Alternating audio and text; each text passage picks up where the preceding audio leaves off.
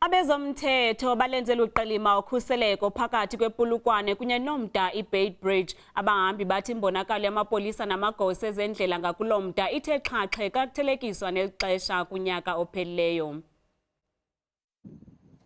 Ngamawakawaka ezithutha adlule apha kwiveki ephelileyo, kodwa emva kwesiphithiphithi seKrisimesi umthamo wezithuthu sabuyela esiqhelweni kulo mda. Kusenjalo inani labantu abangena apha linyukile, kodwa oosomashishini abasakhasayo bakhala.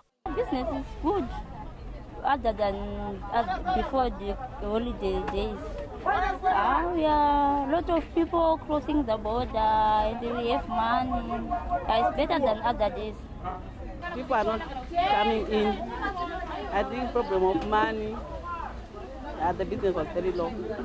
Igaraji zixakekile, abemi baseZimbabwe bangena bephuma bethenga amafutha eMessina. Ukhuseleko luluqilima ngakulo mda, kwaye rhoqo kuqhutywa uvalo mgaqo kujongwa izithuthi. Police officers, they are doing a very good job checking our cars, telling us to fix our cars. If you don't fix your car, ticket so that you can go and fix your cars. We are able to see the police officers in the road because we are safe. We are protected if you the police officers in the road. Ulindeleke ukuba umthamo wezithuthi uphinde unyuke ngomvulo.